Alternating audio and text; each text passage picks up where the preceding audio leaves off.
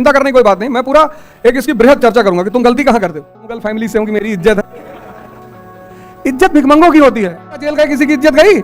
मनीष सिसोदिया अंदर, राहुल गांधी जी जाने की तैयारी।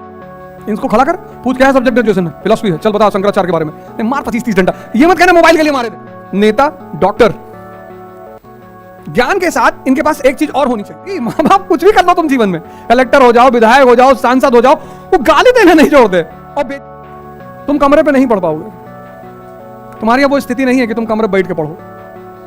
पहले तो दोस्त बहकला ले आते थे, अब तुम्हारे पास एक शानदार दुश्मन तुम्हारे हाथ में है, मोबाइल। उसमें नोटिफिकेशन आती रहती है।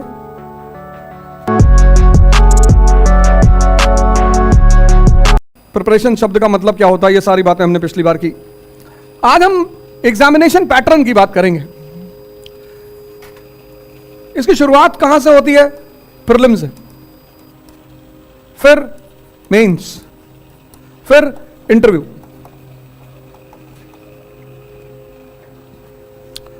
तो एग्जामिनेशन पैटर्न और सिलेबस, दो चीजों पर आज हम चर्चा करेंगे। तो पहले एग्जामिनेशन पैटर्न, यह पहला चरण है तुम्हारा, और यह परीक्षा नहीं है, इसकी कोई तैयारी ही नहीं होती। यही सबसे खास बात इस परीक्षा की है। पहला चरण है प्रीलिम्स, मतलब पहला जो दरवाजा है वो प्रीलिम्स का है, प्रारंभिक परीक्षा। और दूसरा दरवाजा है मुख्य परीक्षा, जिसको तुम मेंस कहते हो। और तीसरा दरवाजा है इंटरव्यू। लेकिन इस परीक्षा की जो तैयारी शुरू होती है वो शुरू होती है मेंस परीक्षा से, मुख्य परीक्षा से। तैयारी इसकी होती है, मेंस की। और प्रीलिम्स की क्या होती है? प्रैक्टिस।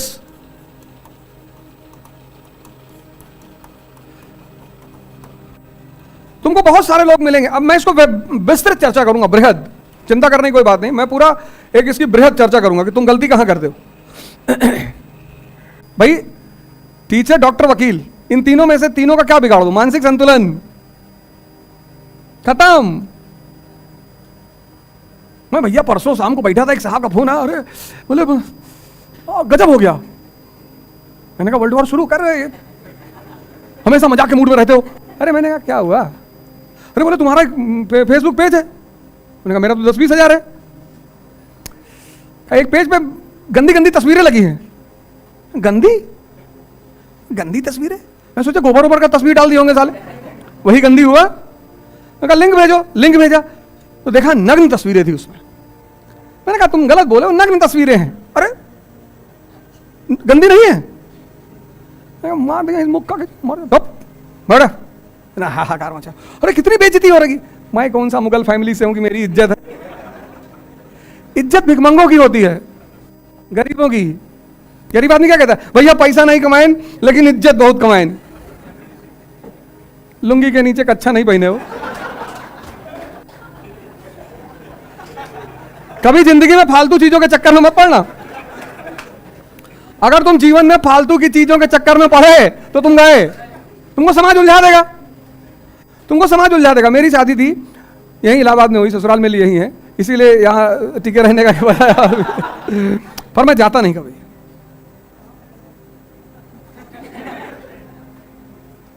और जब मैं, जिस दिन 1 मई को शादी हुई थी, आ रही 1 मई, मैं यहां पहुंचा, दाढ़ी वाली, टी शर्ट पहने, जीन्स पहने और वो शूज। तुम्हारे एक सीनियर थे, कहीं भैया तुम्हारी शादी है आज। हमने कहा तो? अरे बोले दाढ़ी वाड़ी तो बढ़वा लो यार। अरे मैंने कहा सर कैसी बातें कर रहे हो, दाढ़ी से शादी होगी? तो यही एक दुकान है आगे, जो खादी आश्रम वाली लाइन नहीं है, सिविल लाइंस में उस तरफ मेन मार्केट जो है, सुभाष चौराहा वाली, वहीं पे एक आरिफ भाई दुकान है। तो वो बेचारे उनको बुलाए, कहे पागल वागल हो, बेइज्जती हो जाएगी। कोई बेइज्जती नहीं होगी, मिडिल क्लास की कोई बेइज्जती नहीं होती, तुम चिंता मत किया करो। ये जो शाही वर्ग है ना, ये हम लोग को 2-3 बातों पे डराता है। एक कहता तुम्हारी इज्जत चली जाएगी, गई है ही नहीं। ये तुमको इन सब चीजों से बांध लेगा, डराएगा तुमको, जेल चले जाओगे। हाँ तो इतने राजनेता जेल गए, किसी की इज्जत गई? मनीष सिसोदिया अंदर, राहुल गांधी जी जाने की तैयारी कर रहे हैं। कह रहे जमानत नहीं ले रहे, जमानत ही नहीं ले रहे। पार्टी परेशान है कि भैया जमानत तो ले, हाई कोर्ट में अपील करो। कहा अपील ही नहीं करेंगे, चुनाव आ गया। वो राहुल जी जेल चले आएंगे, उनकी बहन घूमेगी देश भर में, मेरे भाई को बंद कर दिया। लालू जी इतने दिन अंदर रहे और हमारे श्रद्धेय भगवान कृष्ण पैदा वही हुए। ये सब टेंशन मत लिया करो फालतू का। देखो हमारे गांव में, हमारे घरों में, कभी कभी हमारे परिवारों में तुम देखो पैसा नहीं है, लेकिन इस फालतू की चीज के लिए लोग ब्याज पे पैसा लेके काम करते हैं।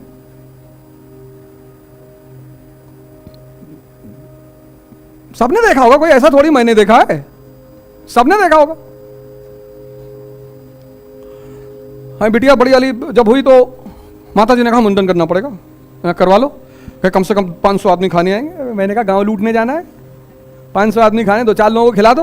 अरे भैया जमार के लोग, अबे भाड़ में गए जमार के लोग, हाँ पैसा नहीं है, गोली खरीदने का पैसा नहीं, तुम जो है 500 लोग खड़ा कर दो, डाका डाल दें, फिर तुम बदतमीजी वाली बातें कर रहे हो। अरे तो कहां से दें तुमको पैसा? उन्होंने कहा फालतू की कोई नाटकबाजी घर में नहीं होगी, मुंडन कराइए और 2-4-5 लोग जो है उनको भोजन कराइए और खत्म। सब फालतू की चीजों के चक्कर में कभी मत पड़ना, नहीं तो ये चीजें तुम्हारे दिमाग में कभी नहीं बैठेंगी। तुम क्यों परेशान हो?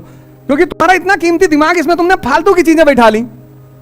1000 मैसेज आया है, तुमको दिखाएंगे, क्लास के बाद मिलना। 1000 मैसेज आया, अरे ये होगा, कुछ नहीं हुआ।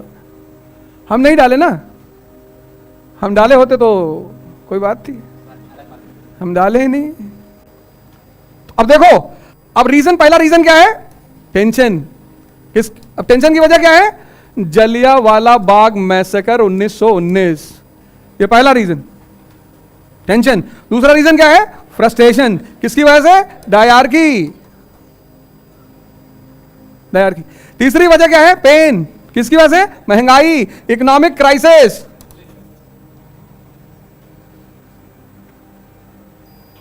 है ना? अब गांधी जी ने क्या किया? एक पत्र लिखा वाइसरॉय के नाम, इन तीनों बातों को लिखा कि सरकार हम बहुत परेशान हैं, हमारी इस देश की जनता बहुत परेशान है सरकार, और आप राजा हैं। जैसे मान लो तुम यहां क्लास कर रहे हो, 15 दिन क्लास ही नहीं चलेगी, तो मैनेजमेंट से कहोगे ना, पत्र तो लिखोगे, 5 लोग कहने तो आओगे, और तुमने जो पत्र लिखा मैनेजमेंट ने फाड़ के फेंक दिया। गांधी जी ने एक पत्र लिखा, किसको? वाइसरॉय को। इन सारी बातों को उसमें मेंशन किया कि सरकार आप शासक हैं, सरकार आप जनता की परेशानियों पर ध्यान दीजिए। और वाइसरॉय ने गांधी जी के इस पत्र को फाड़ दिया, बोले भाड़ में गई जनता, जाओ जो करना है कर लो। अब क्या करोगे? पत्थर खींच के मारोगे इस पे कि नहीं मारोगे? मारना ही है। जब भाड़ में गई जनता, जब हम तुमसे कह रहे हैं हम परेशान हैं और तुम शासक होकर नहीं सुन रहे हो, तो इसका परिणाम है क्या? असहयोग आंदोलन। स्पष्ट हो गया?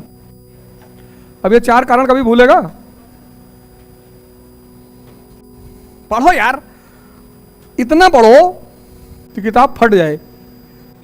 यही तो ध्यान है, यही तो मैं तुम्हें सिखा रहा हूं। तुम कनेक्ट, तुम सोचते ही नहीं।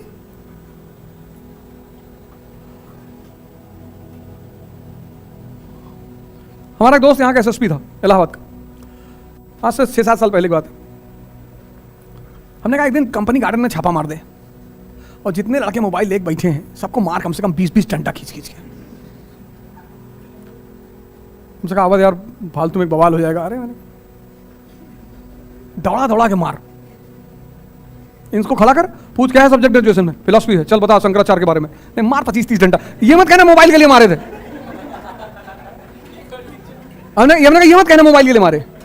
तुम इलाहाबाद यूनिवर्सिटी की बेइज्जती करा रहे हो।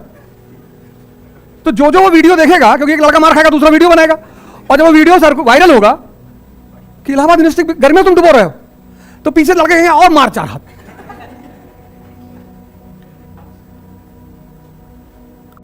हमारे जमाने में मोबाइल था ही नहीं, कितना बड़ा जनरेशन गैप हो गया है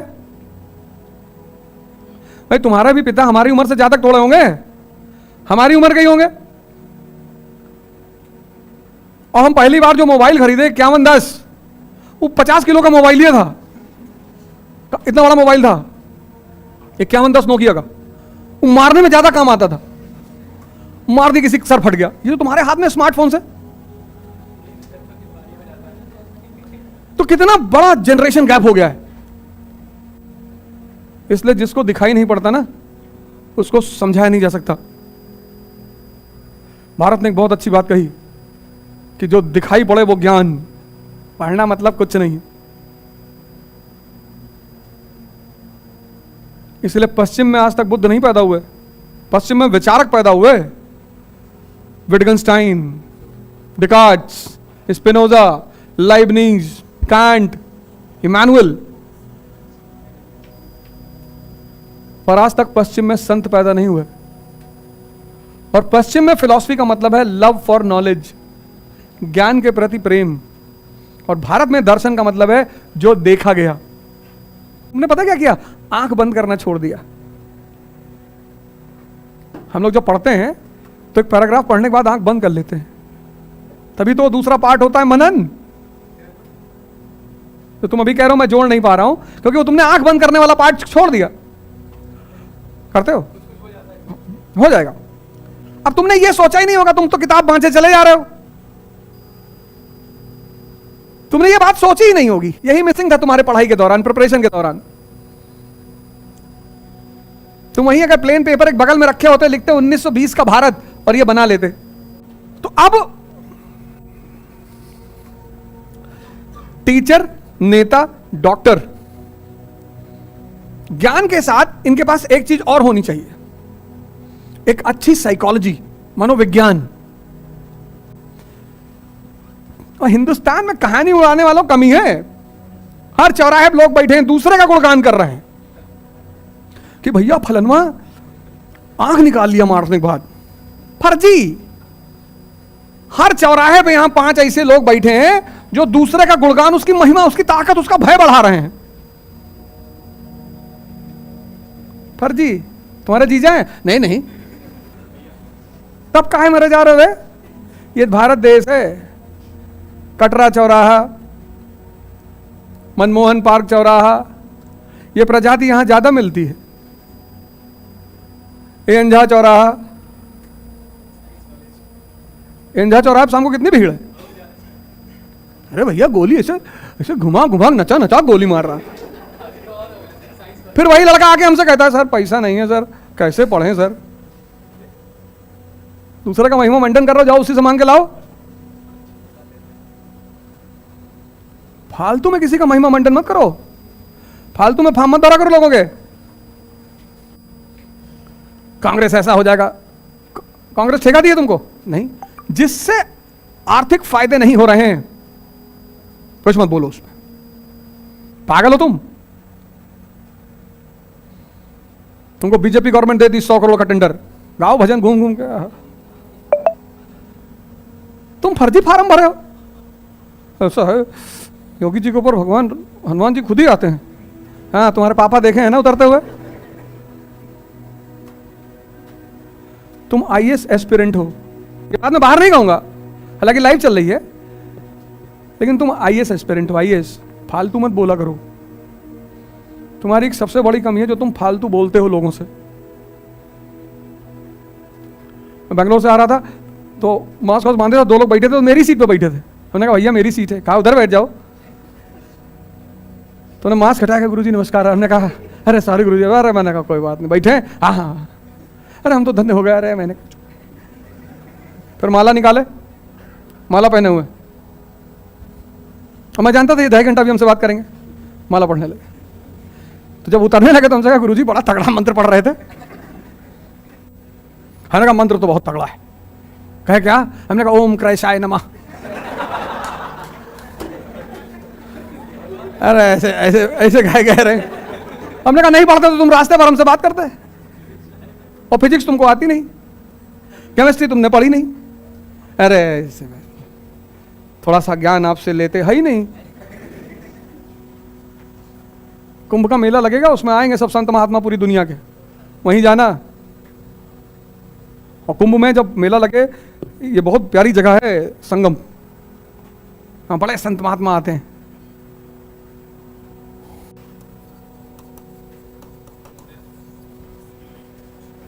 सबसे प्यारा वर्ड है दुनिया का।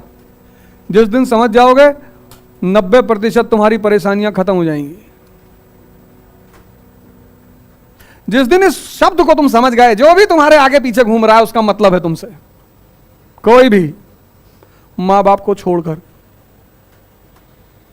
तभी तो मां बाप घर आते रहते हैं। तुमने एक बात और की, मां बाप कुछ भी कर लो तुम जीवन में, कलेक्टर हो जाओ, विधायक हो जाओ, सांसद हो जाओ, वो गाली देना नहीं छोड़ते और बेइज्जती करना। हाँ वे जानते हैं, बाहर निकलो। हमारी मां है, कुछ भी खींच के मार देती है। मतलब मैं तो उसके बहुत करीब खड़ा ही नहीं होता आज भी। कुछ भी हम कोई बात उसको बोलेंगे कि देखो अम्मा ऐसा, तुम फिलॉसफी हमको नहीं बताओगे, दिल्ली में जाकर बताना, चोर।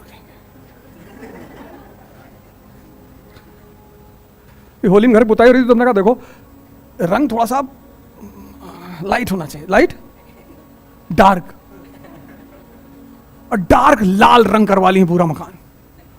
और रात में देख लो तो भय पैदा हो जाए। और हम ही से पैसा लिए हैं, मजेदार बात यह है, और हम ही से पूछ रही करा के एक पूरा कोट करा, कह रही देखो कितना आ रहा है ना लुक।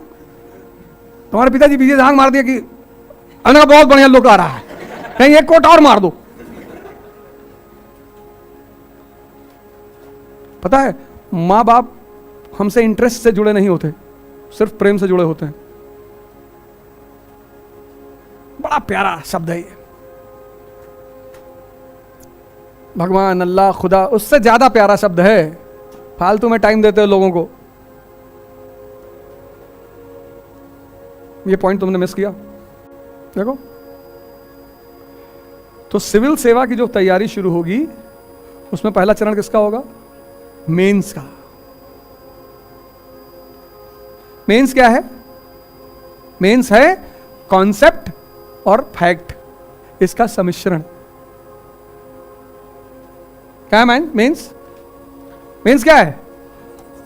कॉन्सेप्ट प्लस फैक्ट, इसका मेल। बात समझ आ रही? अब जब प्रीलिम्स में वो क्वेश्चन बनाएगा तो पता क्या बनाएगा? ऐसे देखो, प्रीलिम्स का क्वेश्चन आईएएस का, अब क्वेश्चन बनाएगा वो, कंसीडर द फॉलोइंग स्टेटमेंट्स।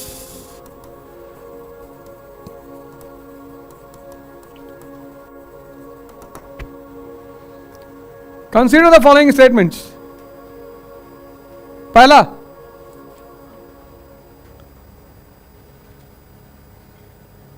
असहयोग आंदोलन का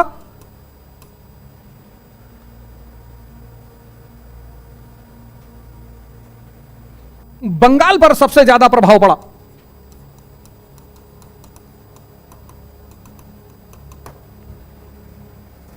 पहला स्टेटमेंट। दूसरा,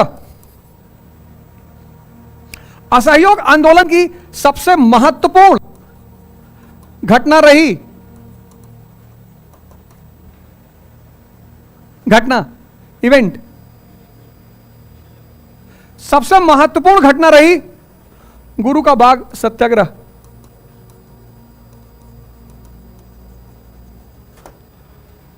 अब वो तुमको ऑप्शन देगा, ए 1 is true, B 2 is true, C both are true, D both are false।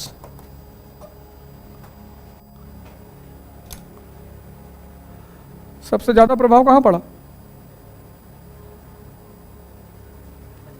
Punjab पर। बंगाल पे पड़ा है, राष्ट्रीय विद्यालयों की स्थापना हुई है, लेकिन सबसे ज्यादा प्रभाव पड़ा पंजाब पर। जलियांवाला बाग कांड कहां हुआ था? पंजाब में। सबसे ज्यादा उत्तेजना कहां थी? पंजाब में। और अकाली मुद्दा किससे जुड़ा हुआ था? धर्म से।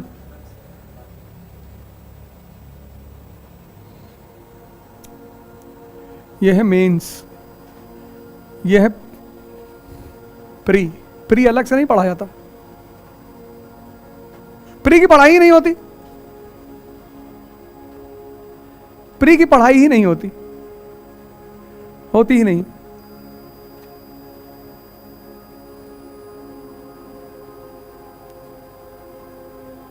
बात स्पष्ट हुई?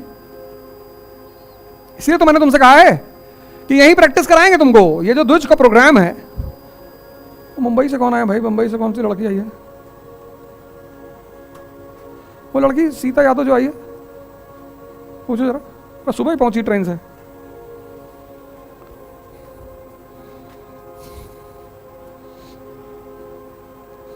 यही कराएंगे सब। पहले तो 8 घंटा डेली बैठाएंगे। न्यूज़पेपर का प्रोग्राम चल रहा है ना, बढ़िया। अब तो घर पे मेहनत नहीं करनी पड़ रही है, यही करो मेहनत मेरे नजर के सामने। यहां से हिलो मत, कोचिंग से हिलो मत। तुम कमरे पे नहीं पढ़ पाओगे, तुम कमरे पे नहीं पढ़ पाओगे। तुम्हारी अब वो स्थिति नहीं है कि तुम कमरे पे बैठ के पढ़ो। पहले तो दोस्त बहकला ले आते थे, अब तुम्हारे पास एक शानदार दुश्मन तुम्हारे हाथ में है, मोबाइल। उसमें नोटिफिकेशन आती रहती है। कल मुझे पता चला परसों कि लोग कैंसर से मरते क्यों हैं।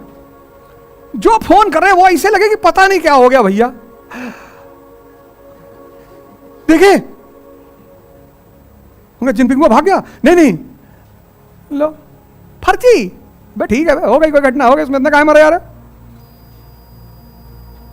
कितना लोग वो पैदा करते हैं भाई। एक आदमी ने मुझे फोन किया, मेरा दोस्त, उसने फोन किया, कहा भे कहा चल रहा है तुम्हारा वॉल पे। मैंने कहा तुम भी देखे, कहा हाँ तुम ही लगवाए हो। मैंने कहा हम तो नहीं लगवाए। अच्छा कोई बात नहीं, पता कर लेंगे 24 घंटे के अंदर। हमने कहा हाँ, कहा चिंता मत करो। अरे मैंने कहा चिंता क्यों।